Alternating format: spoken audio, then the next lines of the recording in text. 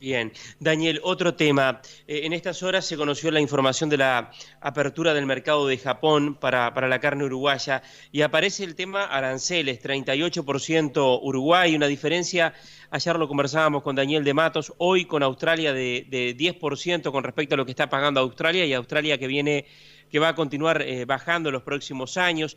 Está el tema Japón, está el tema también, bueno, de otros mercados importantes, las negociaciones que se habían encarado durante este año Mercosur, Unión Europea.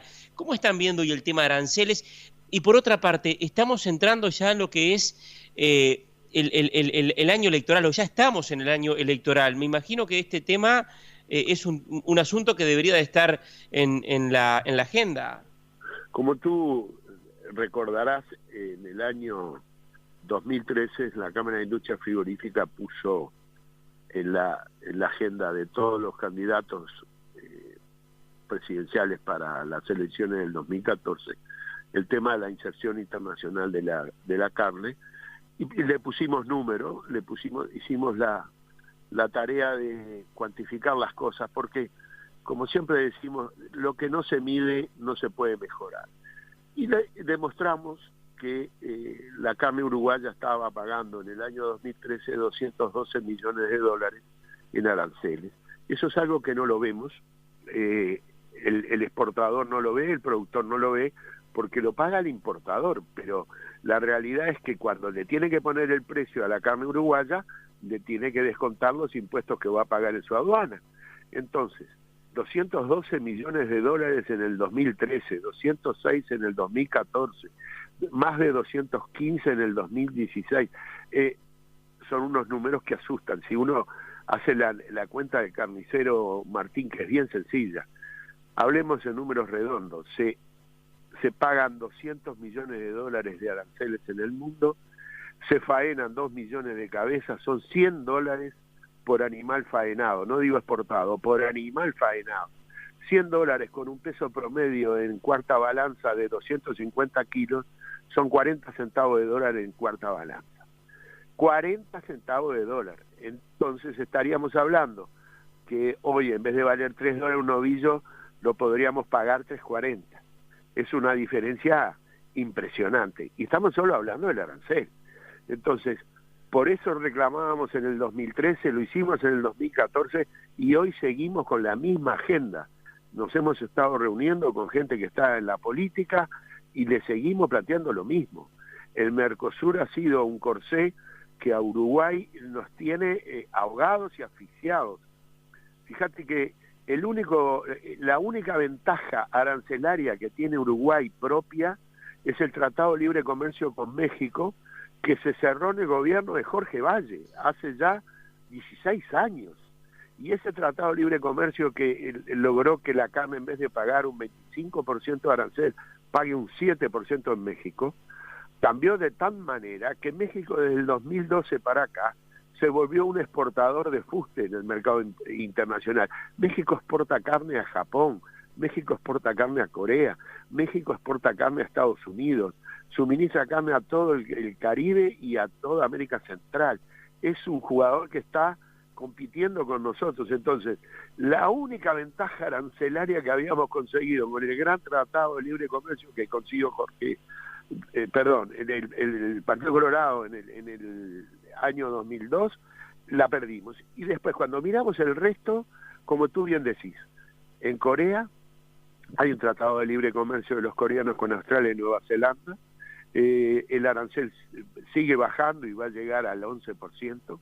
En Japón, el Tratado de Libre Comercio con Australia hoy está en el 24% para la carne enfriada y en el 28% para la carne congelada, pero sigue bajando y va a bajar hasta el 12%, o sea, sin solución de continuidad año tras año.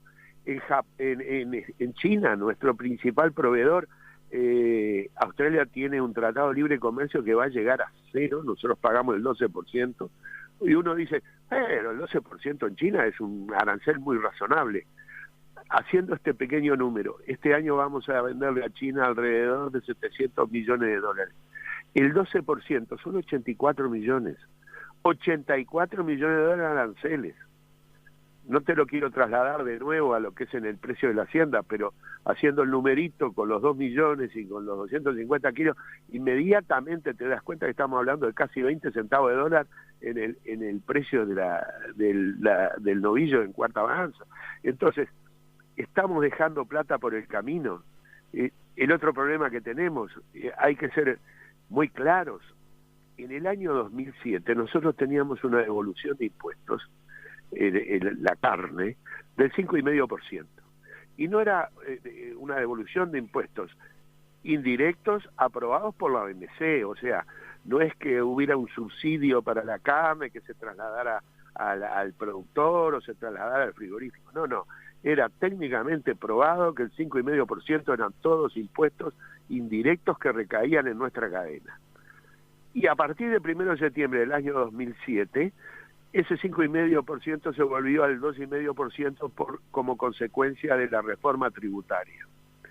Y vamos a hacer una cuenta bien sencilla.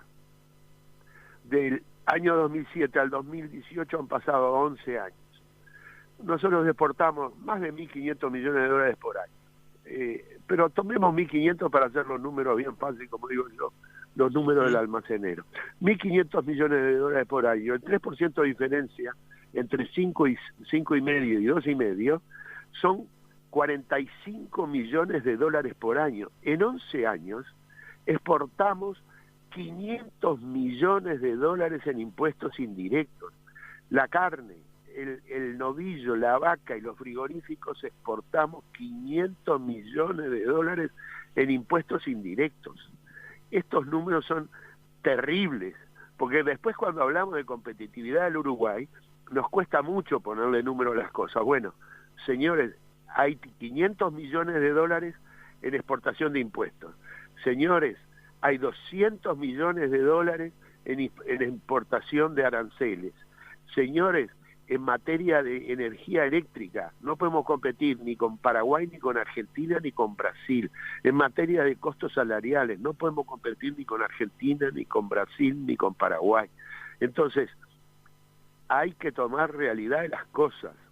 El año que viene, en el año 2019, yo creo que ya te lo dije en tu programa, vamos a faenar el nivel más bajo de novillos desde que existe DICOSE. En el año 75 se creó DICOSE y los novillos disponibles para faena eran más de los que tenemos según la muestra publicada por el Ministerio de Ganadería, Agricultura y Pesca al 30 de junio de este año. Entonces, tenemos un problema serio, no podemos competir.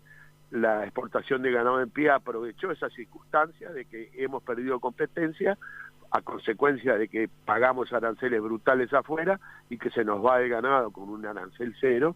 Entonces, hay problemas muy serios que lo va a sufrir toda la cadena a partir del año que viene. Lo estamos sufriendo ahora, pero lo va a sufrir la cadena a partir del año que viene, y es fundamental que haya nuevos tiempos que empiecen a funcionar las cosas de otra manera, a ver las cosas de otra manera, de que nosotros podemos subsistir y salvarnos si el país realmente se vuelve un país exportador.